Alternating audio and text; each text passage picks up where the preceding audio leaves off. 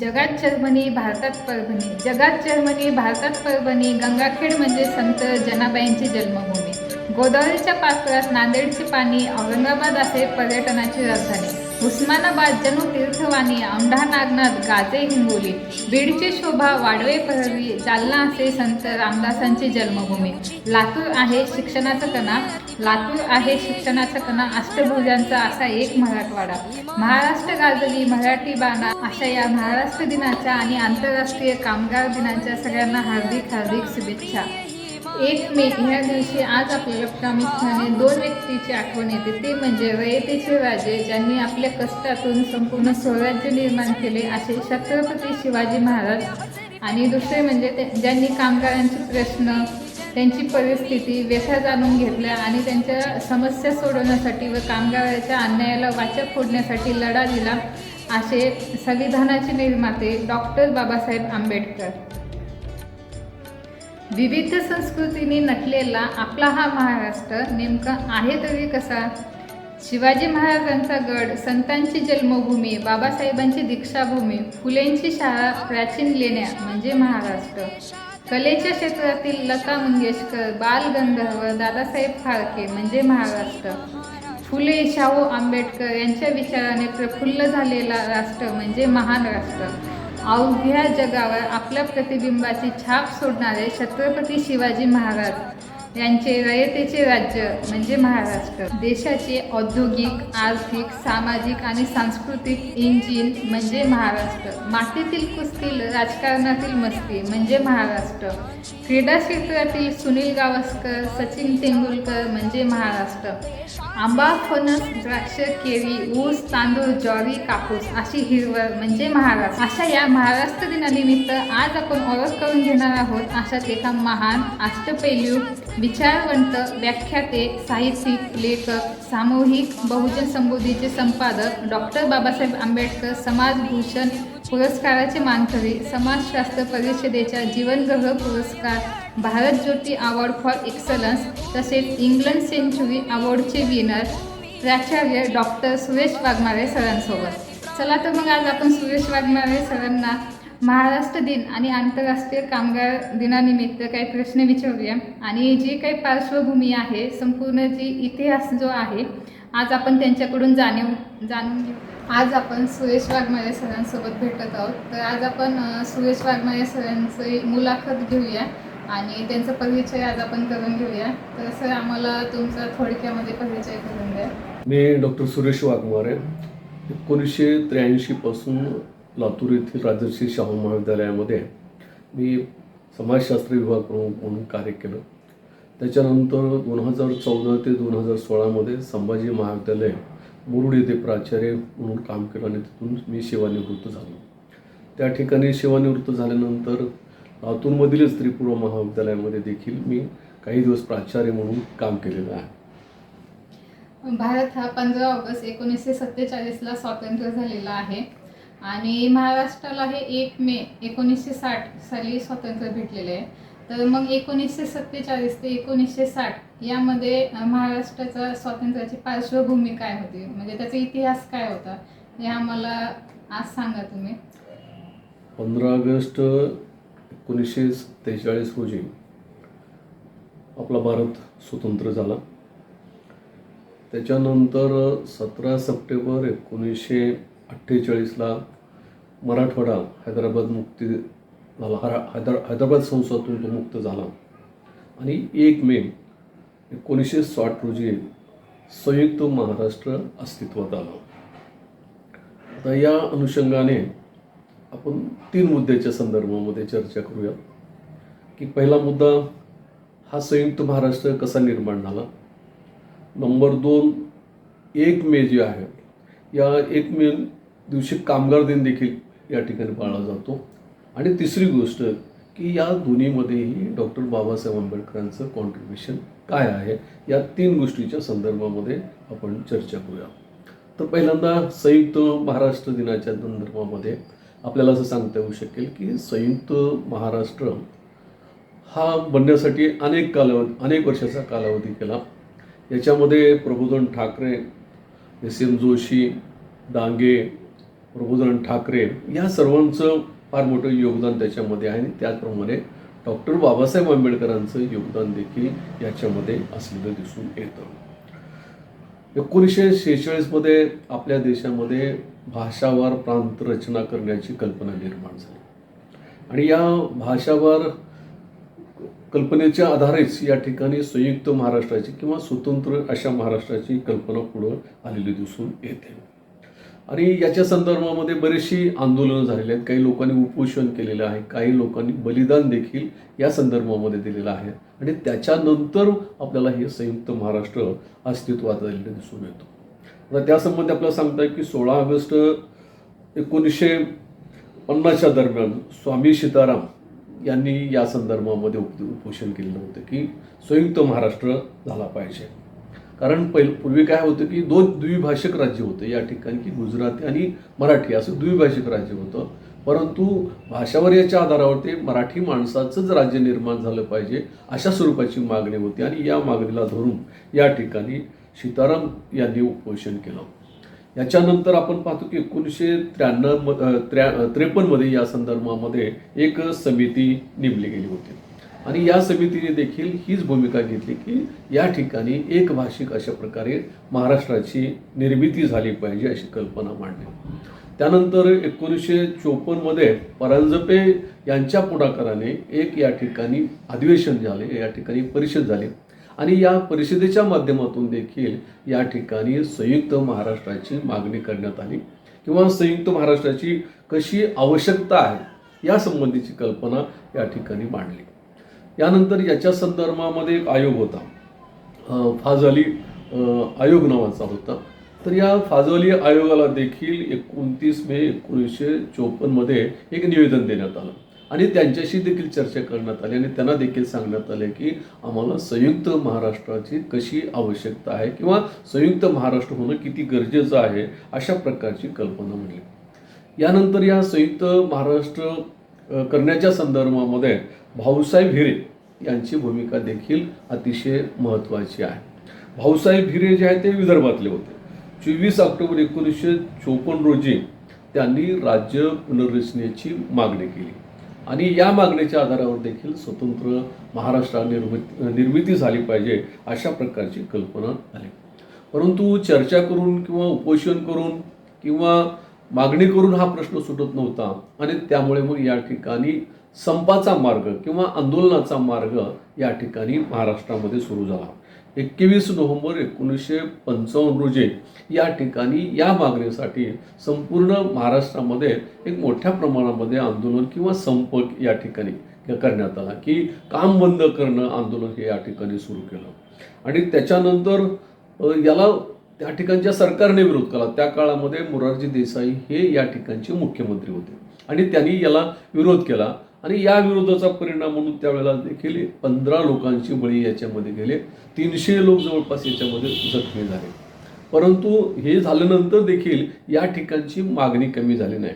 उलट या ठिकाणी काय झालं की त्याची तीव्रता जी आहे ही तीव्रता वाढत गेली आणि त्याच्यानंतर त्याचं मोठं आंदोलन 26 जानेवारी 1956 रोजी झालं आणि या आंदोलनामध्ये गोळीबार करण्यात आला आणि या गोळीबारामध्ये देखील 105 लोकांचा बळी गेला. अनेक लोक त्यामध्ये जखमी झालेले दिसून येतात.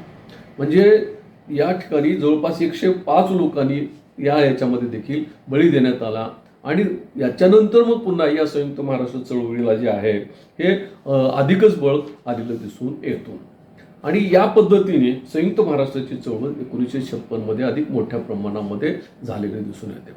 आता यामध्ये देखील आपल्याला असं दिसून येईल की याबरोबरच काही साहित्यिकांचा देखील याच्यामध्ये मोठा वाटा होता.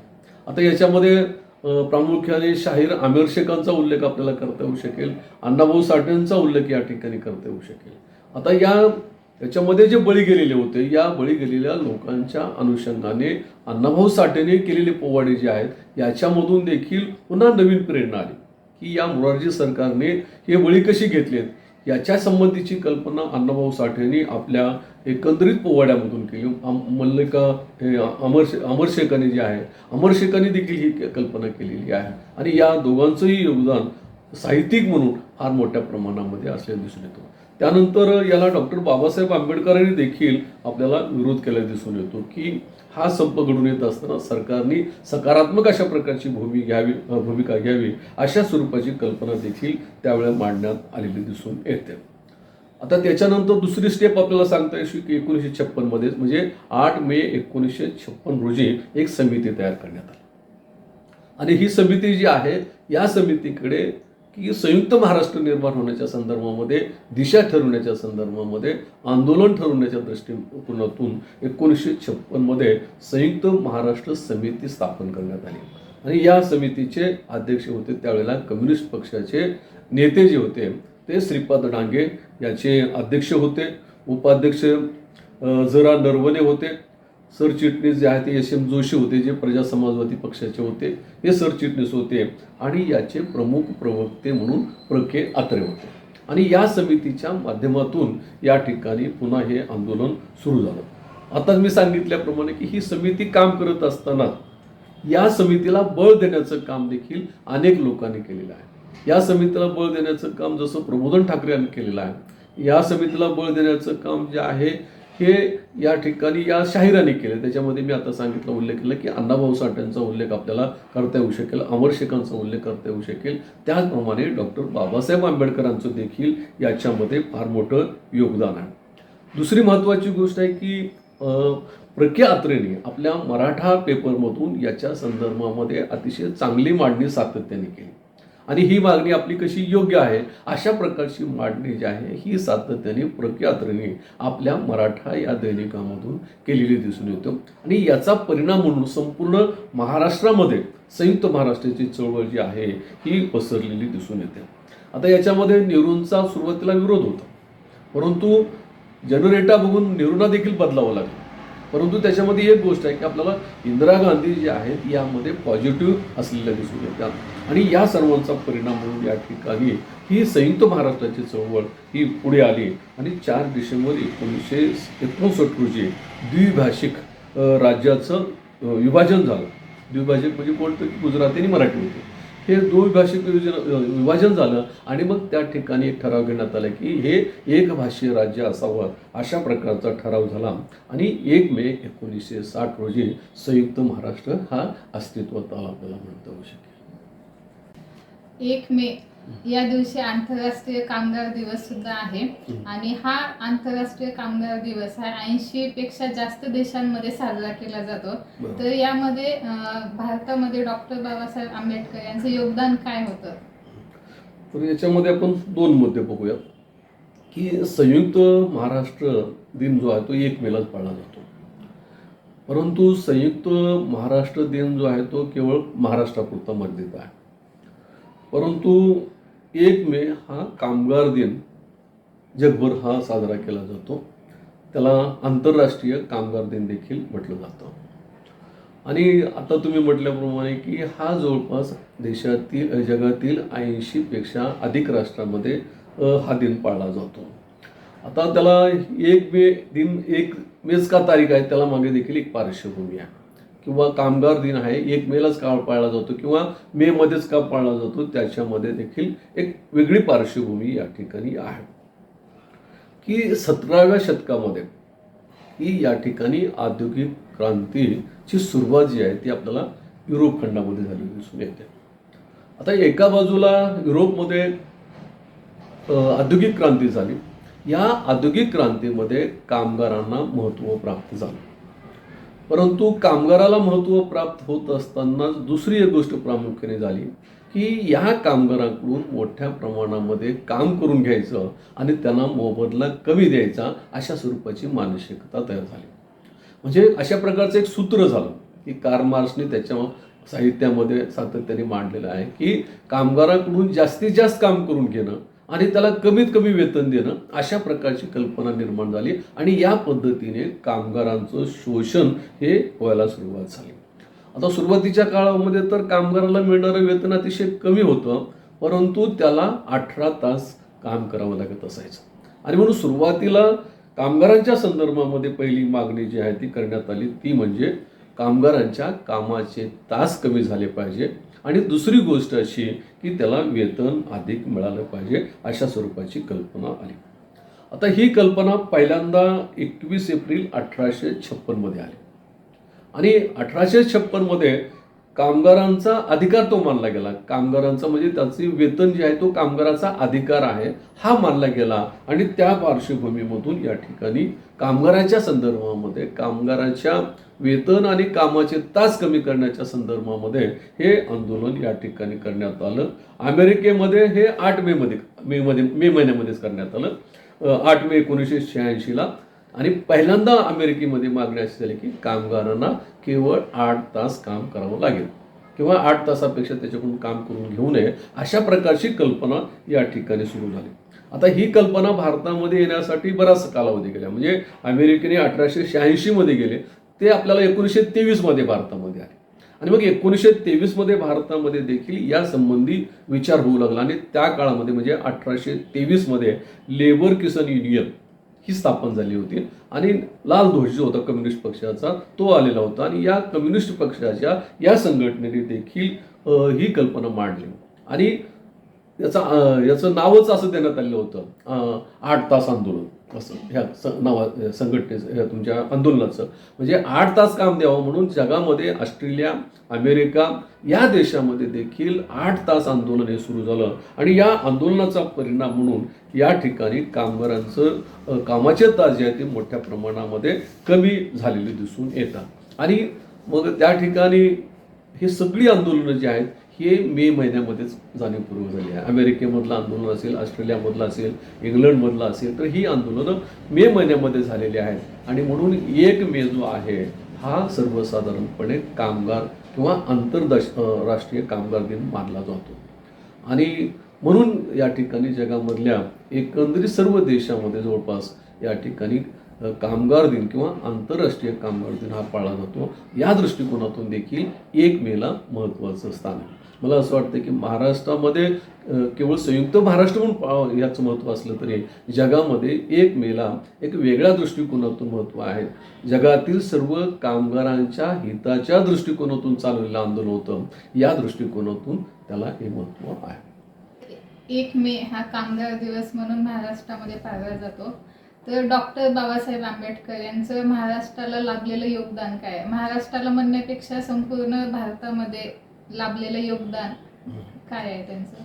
तुम्ही आता सांगितल्याप्रमाणे की डॉक्टर बाबासाहेब आंबेडकरांचं संयुक्त महाराष्ट्राच्या आंदोलनामध्ये देखील महत्त्वाचं योगदान राहिलेलं आहे आणि या दृष्टिकोनातून बाबासाहेबांनी सातत्याने या आंदोलनाला देखील मदत केलेली आहे.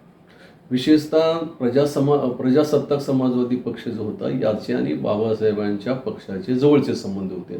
प्र.के. अत्रे आणि डॉक्टर बाबासाहेब आंबेडकरांचे अतिशय जवळचे होते आणि बाबासाहेबांची जन्मभूमी जी आहे किंवा त्यांचे काम जे आहे हे प्रामुख्याने महाराष्ट्रामध्ये होतं आणि म्हणून त्यांचं योगदान जे आहे ते संयुक्त महाराष्ट्र चळवळीमध्ये महत्त्वाचं राहिलं आहे.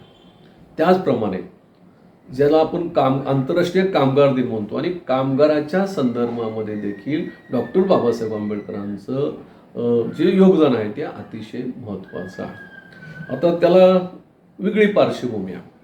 डॉक्टर बाबासाहेब आंबेडकर जे आहे ते शिक्षणाच्या निमित्ताने पाश्चिमात्य देशामध्ये गेले आणि मग त्यांना अमेरिकेमध्ये राहण्याचा योग आला, इंग्लंडमध्ये राहण्याचा योग आला आणि काही काळ ते आहे ते जर्मनीमध्ये देखील होते आणि मग या पाश्चिमात्य देशामध्ये राहत असताना त्यांनी त्या ठिकाणच्या कामगार चळवळी पाहिलेल्या आहेत आणि मग कामगार चळवळीच्या संदर्भामध्ये ते देश कशा पद्धतीचं आंदोलन करतात याची त्यांनी जवळून पाहिलेलं होतं आणि म्हणून या संदर्भामध्ये आपण देखील काम केलं पाहिजे अशा प्रकारची भूमिका डॉक्टर बाबासाहेब आंबेडकरांची असलेली दिसून येते. दुसरी गोष्ट, बाबासाहेब इंग्लंडमध्ये असताना इंग्लंडमध्ये कामगारांचा एक मजूर पक्ष होता. हा मजूर पक्ष देखील त्यांनी पाहिला होता. एवढंच नाही तर त्या मजूर पक्षाचा अभ्यास देखील त्यांनी केलेला होता. त्यानंतर डॉक्टर बाबासाहेब आंबेडकर जे आहे ते 1920 मध्ये भारतामध्ये येतात. 20 मध्ये आल्यानंतर 1924 मध्ये त्यांनी या ठिकाणी बहिष्कृत हितकांनी सभेची स्थापना करतात आणि त्याचबरोबर या ठिकाणी ते स्वतंत्र मजूर पक्षाची देखील स्थापना करतात. आता स्वतंत्र मजूर पक्ष जे आहे हा मजूर म्हणजेच या ठिकाणी कामगार आहे, म्हणजे त्यांच्या समोर जो आहे तो कामगार असलेला दिसून येतो आणि म्हणून बाबासाहेबांनी या कामगारांच्या संदर्भामध्ये 3 टप्प्यामध्ये काम केलेलं आहे. एक पहिलं काम आपल्याला असं म्हणता येऊ शकेल की कामगारांच्या संबंधीचा त्यांनी अतिशय बारकाईने अभ्यास केलेला आहे. दुसरी गोष्ट अशी की डॉक्टर बाबासाहेब आंबेडकर जे आहेत हे ब्रिटिश सरकारच्या याच्यामध्ये मजूर मंत्री म्हणून होते या ठिकाणी, आणि म्हणून मजूर मंत्री म्हणून देखील त्यांनी काही निर्णय घेतलेले आहेत. आणि तिसरी गोष्ट, बाबासाहेबांनी संविधानामध्ये देखील त्यांच्या संदर्भामध्ये काही तरतुदी केलेल्या आहेत, आणि म्हणून कामगारांच्या संबंधीचं त्यांचं योगदान अतिशय महत्त्वाचं आहे. दुसरी गोष्ट अशी की कामगारांच्या प्रश्नावर राजकारण होऊ नये ही बाबासाहेबांची अतिशय महत्त्वाची भूमिका होती. कारण भारतामध्ये काय झालं की 1929 कापड गिरण्यांमध्ये काम करणाऱ्या कामगारांनी संप केला. आता अर्थात हा संप जो आहे तो या ठिकाणच्या कम्युनिस्ट पक्षाने सुरू केलेला होता, परंतु बाबासाहेबांनी या संपाला विरोध केला. खरं तर बाबासाहेब आंबेडकर जे आहे ते कामगाराच्या बाजूने असताना देखील त्यांनी याला विरोध काय केला, तर त्यांचं मत असं आलं की हे निवडणुकीसाठी किंवा राजकारणासाठी त्याचा वापर केला जातोय, आणि म्हणून कामगारांचा किंवा कामगाराच्या आंदोलनाचा वापर जो आहे राजकारणी लोकांनी आपल्या स्वार्थासाठी करू नये अशा प्रकारची भूमिका होती. केवळ कामगारांचं हित लक्षामध्ये घेऊनच या ठिकाणी कामगारांचा लढा उभारला जावा अशा प्रकारची भूमिका या ठिकाणी होती.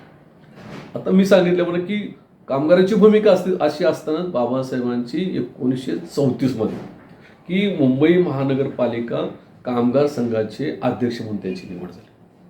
आता त्या ठिकाणी अध्यक्ष म्हणून निवड झाल्यामुळे त्यांना कामगारांच्या संदर्भामध्ये काम करण्याची खूप चांगली संधी मिळाली.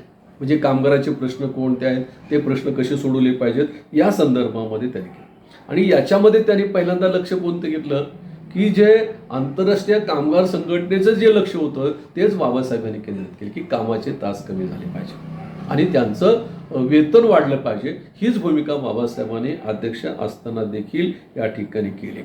आणि मग 1936 15 ऑगस्ट 1936 पुन्हा मी आता सांगितल्याप्रमाणे बाबासाहेबांनी स्वतंत्र मजूर पक्षाची स्थापना केली.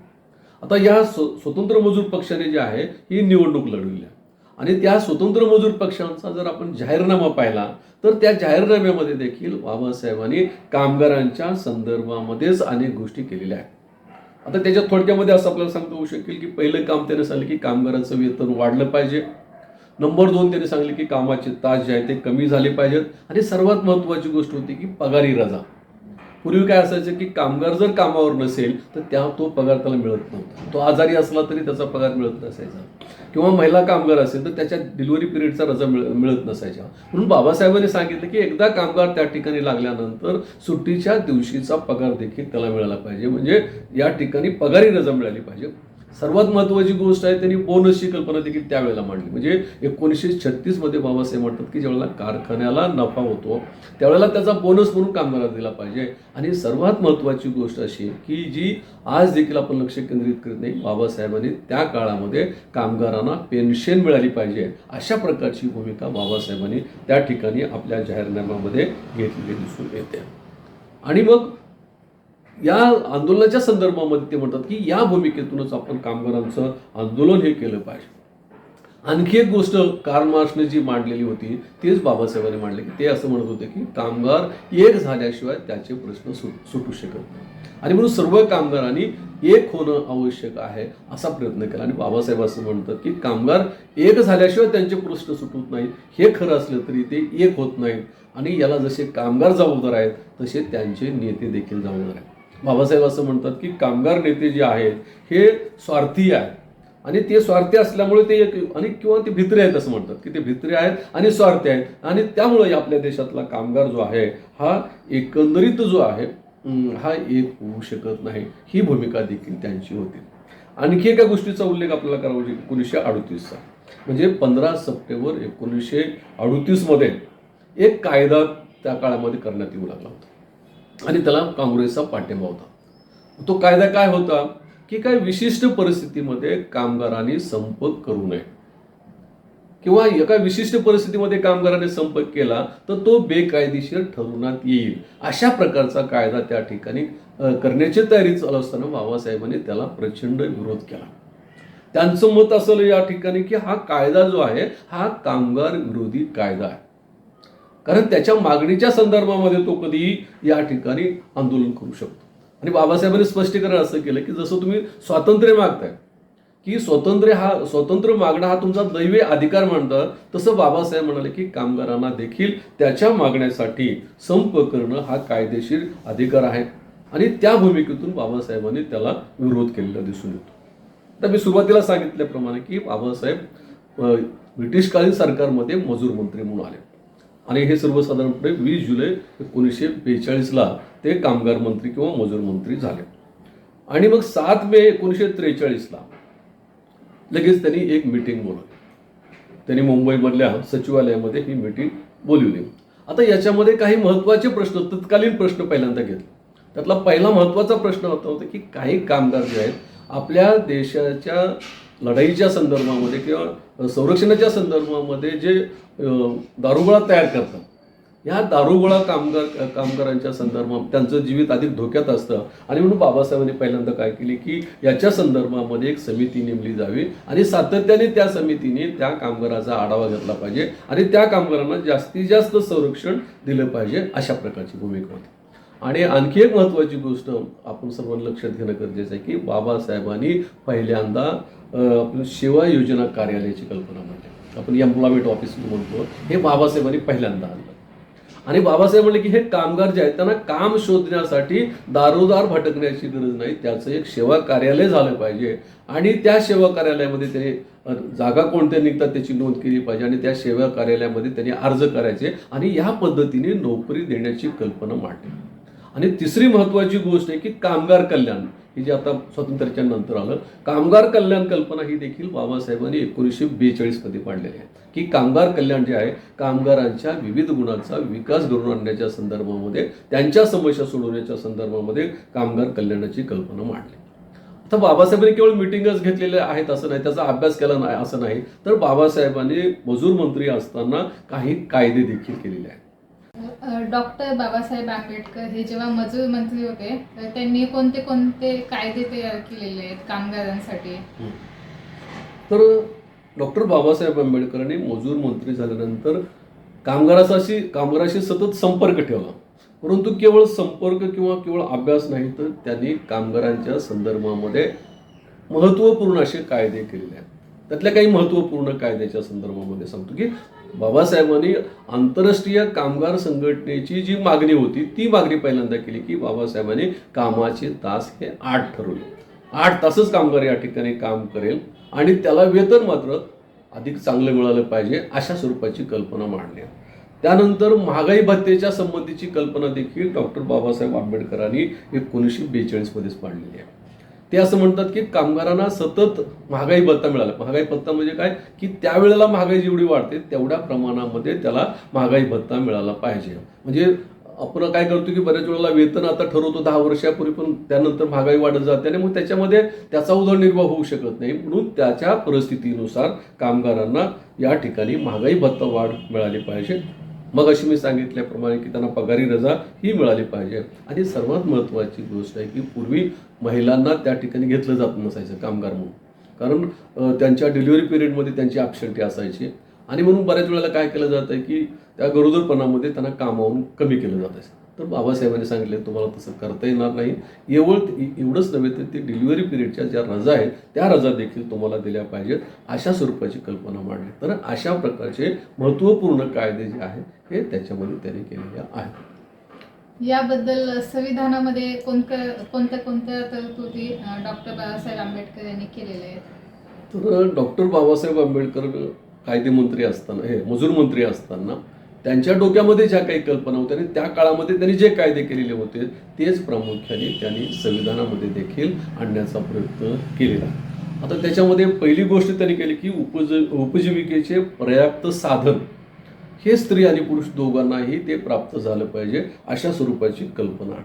आणि सर्वात महत्त्वाची गोष्ट की आज देखील ग्रामीण भागामध्ये आपण पाहतो की स्त्री पुरुषांची मजुरी सारखी नाही. म्हणजे एकच काम स्त्री आणि पुरुष करत असलं तरी स्त्रीची मजुरी कमी आहे, पुरुषाची मजुरी जास्त आहे. आणि तीच गोष्ट कारखान्यामध्ये देखील होती. त्यावेळेला बाबासाहेबांनी संविधानामध्येच अशी तरतूद केलेली आहे की कार्यालयामध्ये काम करणारे स्त्री पुरुष असोत, कारखान्यामध्ये काम करणारे स्त्री पुरुष असोत, त्यांना मिळणारं वेतन जे आहे हे सारखंच मिळालं पाहिजे, अशा स्वरूपाची कल्पना मांडली. त्यानंतर निर्वाह वेतन म्हणजे त्यांच्या पेन्शनच्या संदर्भामधली त्यांना पेन्शन देखील या ठिकाणी मिळालं पाहिजे. आणि सर्वात महत्त्वाची गोष्ट म्हणजे स्त्रियांच्या संदर्भामध्ये आणि अनुसूचित जाती जमातीच्या सर्वांसाठी सामाजिक न्यायाची कल्पना त्याने मांडली की कामाच्या ठिकाणी त्यांच्यामध्ये भेदभाव केला जाऊ नये अशा स्वरूपाची कल्पना त्यांनी मांडलेली आहे. आणि त्याचप्रमाणे आपल्या घटनेमध्ये कामाचे तास ठरवून देण्याच्या संबंधी, वेतन ठरवण्याच्या संदर्भामध्ये, डिलिव्हरी पिरियडच्या याच्या संदर्भामध्ये, रजा मिळण्याच्या संदर्भामध्ये, ह्या सर्व गोष्टींच्या संदर्भामधल्या तरतुदी देखील आपल्या संविधानामध्ये करण्यात आलेल्या दिसून येतात. म्हणजे थोडक्यात असं म्हणता येऊ शकेल की डॉक्टर बाबासाहेब आंबेडकरांचं योगदान हे संयुक्त महाराष्ट्र कल्पनेमध्ये तर होतच होतं, परंतु आंतरराष्ट्रीय कामगार दिनाच्या निमित्ताने देखील त्यांचा विचार जर आपण केला तर स्वातंत्र्यापूर्वी मजूर मंत्री असताना आणि त्याच्यानंतर घटनेचे ते शिल्पकार होत असताना देखील त्यांनी या संदर्भामध्ये कामगारांच्या बाबतीमध्ये न्याय देण्याचं काम त्यांनी या ठिकाणी केलेलं दिसून येतं. धन्यवाद सर, आज तुम्ही आम्हाला टाइम काढून आज आम्हाला दिलात आणि महाराष्ट्र दिनानिमित्त आणि आंतरराष्ट्रीय कामगार दिनानिमित्त जी काही पार्श्वभूमी होती, म्हणजे जो काही इतिहास आहे भारताचा आणि महाराष्ट्राचा, तो आज आम्हाला सांगितलात आणि एकदम घटनानुक्रमे संपूर्ण डिटेलमध्ये जाऊन त्यांचं सविस्तरपणे विश्लेषण केलं. त्याबद्दल खरंच धन्यवाद. जय भीम सर. जय भीम.